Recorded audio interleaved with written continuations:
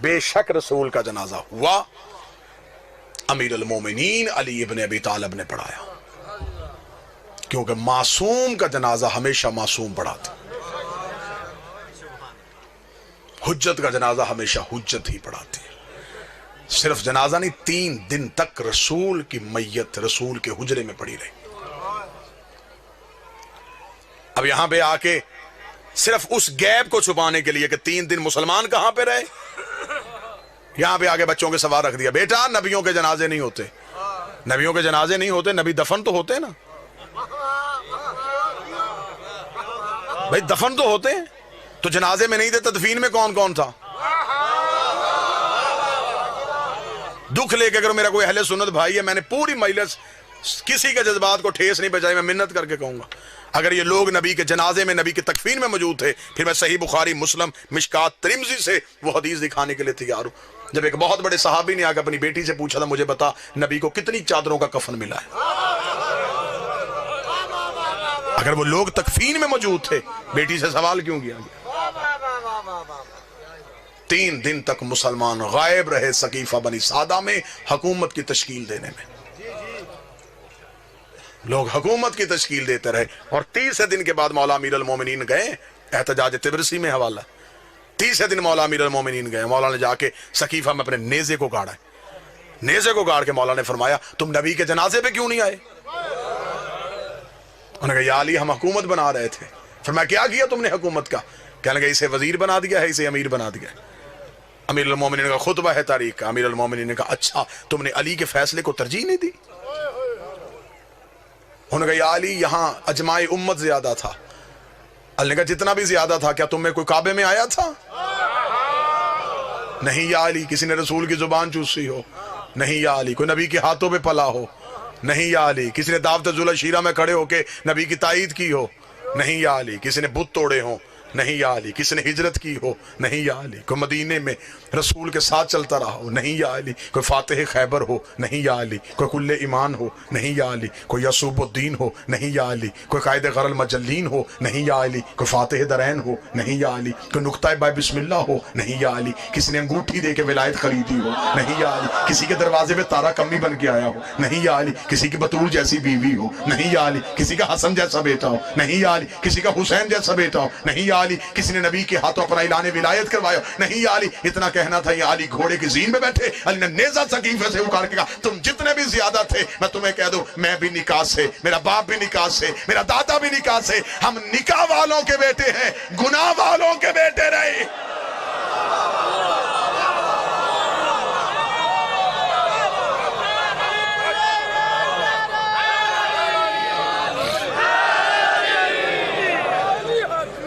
آپ جس کی چاہیں ہم عزت کرنے کے تیار ہیں، دکھ ہے، تکلیف ہے، پڑھا لکھا دور ہے، مجھے تکلیف ہوتی ہے، بندے کہتے جی شیعہ فلاں کی عزت نہیں کرتے، فلاں کی عزت نہیں کرتے، بھرے مجمع میں چیلنج کر رہا ہوں، ابھی اسی وقت چیلنج کر رہا ہوں، یہ نہیں کہ میں جب کبھی دوبارہ ہوں، نہ ابھی سودا نقد کر لیتے۔ جس کی عزت کروانا چاہتے ہو تم مجمع سے نام لو، میں ممبر سے کردار پڑھتا ہوں۔ بابا جی ٹھیک ہے، اگر کردار عزت کے لائق ہوا تو عزت کرتے، یہ تو غلط بات ہے کہ آپ اپنی کتابیں بھی نہ پڑھیں۔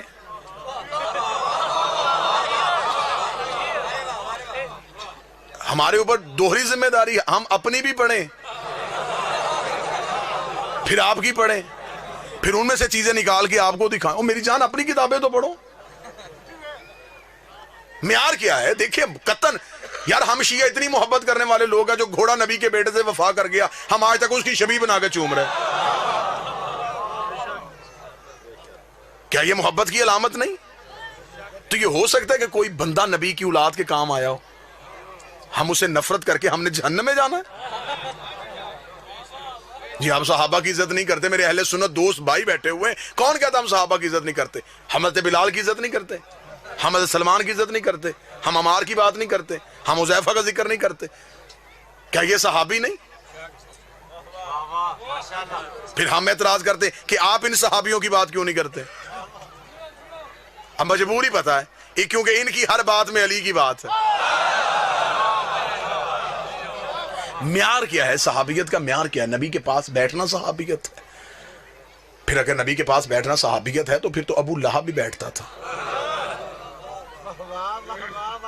میں باتیں تلخ تو نہیں کر رہا. آپ ہمیں بتائیں کہ صحابیت کا معیار کیا ہے. مجھے بتائیں, میری سمجھ میں نہیں آتا کہ مدینے سے نکلنے والا بھی صحابی, نکالنے والا بھی صحابی, قتل کرنے والا بھی صحابی, قتل ہونے والا بھی صحابی. معیار صحابیت کیا ہے طے کر لیتے ہیں, قانون بنا لیتے ہیں. شیعہ سنی جھگڑے دیہاتوں سے ختم ہوتے ہوتے شہروں تک چلے جائیں گے. یہاں سے یہاں تم بل پاس کرو, پارلیمنٹ ہاؤس تک بل پاس کروا لو. ہم شیعہ سب سے پہلے دستخط کرنے کے لیے تیار ہیں. ہم سے قرآن کے حاشیے پہ دستخط کروا دو, ہم لکھنے کے لیے تیار ہیں. جو بھی مسلمان کلمہ نبی کا پڑھے گا, کسی صحابی کو برا کہے گا, وہ کافر, وہ جہنمی, وہ مرتد, اسے پھانسی, اسے سزائے موت. جو صحابی کو برا کہے اسے ملعون سمجھا جائے گا, جو صحابی کو برا سمجھے اسے جہنمی کہا جائے گا. اگلا قانون بھی تمہیں ماننا پڑے گا, جو برے کو صحابی کہے اسے بھی ملعون کہنا پڑے گا. شیعہ مرتا مر جاتا ہے, یزید کو رضی اللہ نہیں کہتا. ایک لمحے کے لیے گھروں میں بیٹھ کے سوچو کہ اسلام تمہیں کیا دے کے گیا ہے. کوئی مسلمان یہاں ہاتھ رکھ کے نماز پڑھا, کوئی یہاں ہاتھ رکھ کے پڑھا, کوئی یہاں ہاتھ رکھ کے پڑھا, کوئی کھول کے پڑھا. جو یہاں ہاتھ رکھ کے پڑھا اسے پوچھو یہ کیا جی, رسول یہاں ہاتھ رکھتے تھے, یہ رسول یہاں رکھتے تھے, یہ رسول یہاں رکھتے تھے, یہ رسول ایسے پڑھتے تھے. یہ کام دن میں نبی 5 دفعہ کرتے تھے.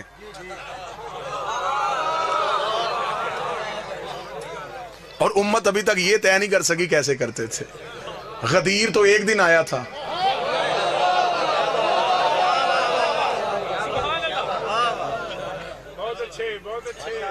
آؤ زدے چھوڑو, بحثیں چھوڑو, آل محمد کے دروازے پہ آؤ.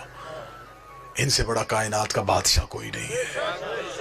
نبی کے بعد وسیلہ یہ ہے, نبی کے بعد ہدایت کا سارا سلسلہ ان کے پاس ہے. کہتے جی نہیں رسول کے جنازہ, نبیوں کا جنازہ نہیں ہوتا. چل نبیوں کا جنازہ نہیں ہوتا. چند دن گزرنے کے بعد اس نبی کے گھر سے دوسرا جنازہ اٹھا, وہ نبی کی بیٹی کا جنازہ تھا. 75 یا 90 دن کی روایت ملتی ہے, یا 75 دن زندہ رہی یا 90 دن زندہ رہی.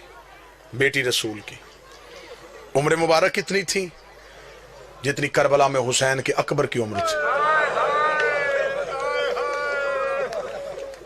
یہ عمر تھی میری شہزادی کی جب دنیا کے دکھوں سے کنارہ کر کے گئی ہے محمد کی بیٹی.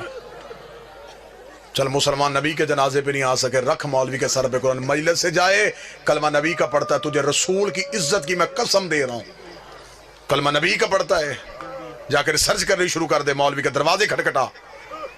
نہیں آئے تھے مسلمان نبی کے جنازے پہ, بتا زہرا کے جنازے پہ کتنے مسلمان.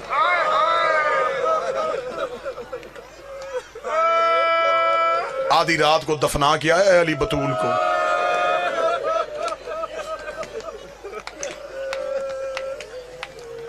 اب ہم کیا کریں, ہم درد پڑھیں گے, مر جائیں گے. شیعہ ساری رات علی زہرا کی قبر پہ بیٹھ کے قرآن پڑھتے تھے. تلوار نکالی ہوتی تھی, ایک ہاتھ میں قرآن ہوتا, ایک ہاتھ میں تلوار ہوتی. ایک دن حسین نے جا کے کہا بابا میری ماں کو تلاوتوں کی محتاج ہے. فرمایا قرآن پڑھنے نہیں آتا, اونچی آواز میں اس لیے پڑھتا ہوں انہیں پتا چلے علی قبر پہ پہرا دے رہا. کیا یہ غریبی نہیں تھی میرے بادشاہ علی کی؟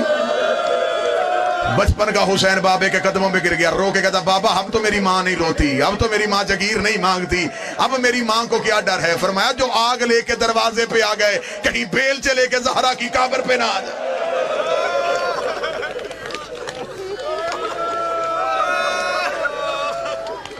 رکھ مولوی کے سر پہ قرآن. تھوڑے عرصے بعد اس نبی کے گھر سے تیسرا جنازہ اٹھا, وہ نبی کے بیٹے کا جنازہ تھا.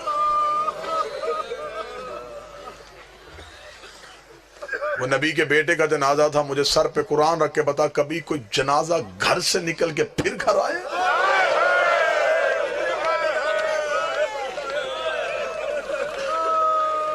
یہ پہلا جنازہ ہے کائنات کا جو گھر سے نکلا ہے واپس گھر آئے. 70 تیر نکالے ہیں بہن نے بھائی کے جنازے سے. میں نے پڑھ دیا، آپ نے سن لیا۔ 70 تیر نکالے ہیں زینب نے حسن کے جنازے سے۔ بسم اللہ۔ واجب الاحترام، قابل صد احترام خطیب عالم اسلام سرکار علامہ قبلہ علی ناصر الحسینی صاحب تشریف لے آئے۔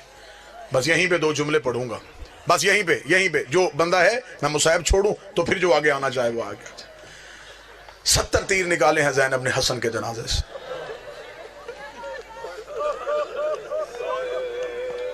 حسین اکبر کے جگر سے ایک برچی نکالی تھی،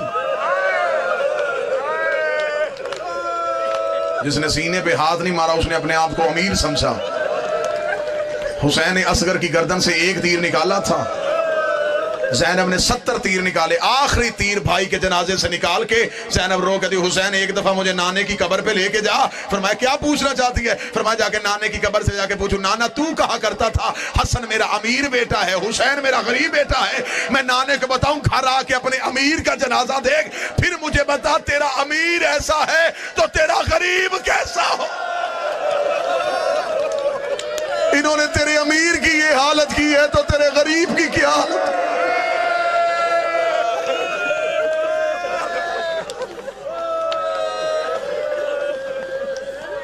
4 جنازے میں نے پڑھ دیے۔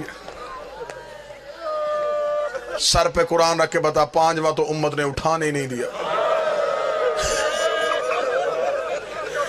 3 دن نہ کفن،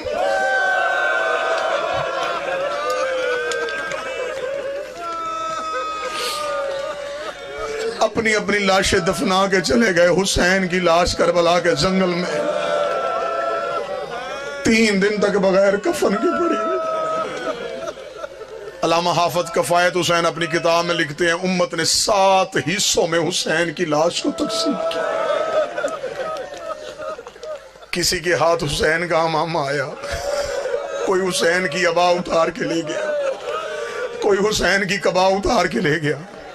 ایک کمینے نے سید کے قبر بند پہ ہاتھ ڈالا، حسین کی میت کانپی، آواز آئی حیا کر میری لاش پہ میری بہنوں نے آنا، شرم کر میری لاش میں میری بیٹیوں نے آنا۔ ایک کمینہ ان میں سے وہ ہے جس میں آج بھی زیارت ناہیہ میں میرا 12واں لہو رو کے لعنت بھیجتا ہے۔ بابا شرازی سید مجھے معاف کر دینا، یہ کمینہ وہ ہے جس نے حسین کی انگوٹھی اتاری ہے۔ آج بھی میرا 12واں پردے پہ لعنت کرتا ہے۔ کوئی نرم دل شیعہ بیٹھا مجھے معاف کر دینا، اس ملاؤں نے حسین کی انگوٹھی اتاری ہے۔ یہ خود کہتا ہے کہ جب میں حسین کی لاش پہ پہنچا کوئی حسین کا امامہ لے گیا تھا، کوئی حسین کی عبا لے گیا تھا، کوئی حسین کی قبا لے گیا تھا۔ اس نے کہا میری نظر پڑی حسین کے ہاتھ پہ، حسین کے ہاتھ پہ انگوٹھی تھی، میں نے سوچا مدینے کا شہزادہ ہے، انگوٹھی اس کی قیمتی ہوگی۔ یہ کمینہ کہتا مجھے جلدی تھی، میں نے خیموں میں جا کے مال لوٹنا تھا، میں جلدی جلدی حسین کے ہاتھ کے قریب آیا، میری ایک نظر خیمے پہ تھی، میں دوسرے ہاتھ سے حسین کی انگوٹھی اتار رہا تھا۔ یہ کتا کہتا ہے حسین کی انگلی اتنی زخمی تھی، مجھ سے انگوٹھی اتر نہیں رہی تھی، مجھے جلدی تھی، کوئی سید ہو، کوئی سید زادی ہو مجھے معاف کر دینا۔ یہ کمینہ کہتا میں کربلا کے جنگل میں دوڑا، میں ایک پتھر اٹھا کے لایا، اس پتھر پہ حسین کا ہاتھ رکھا، اپنی جیب سے خنجر نکالا، حسین کی انگلی پہ خنجر رکھا، دوسرے پتھر کے ساتھ میں ضرب مارنے لگا۔ ایک کالے برکے والی بی بی کی چیخ آئی، آواز آئی تجھے انگوٹھی چاہیے مجھے بتا، میں اتار کے دے دوں۔ میں نے چکیاں پیس کے پالا اور میرا لاڈلا بیٹا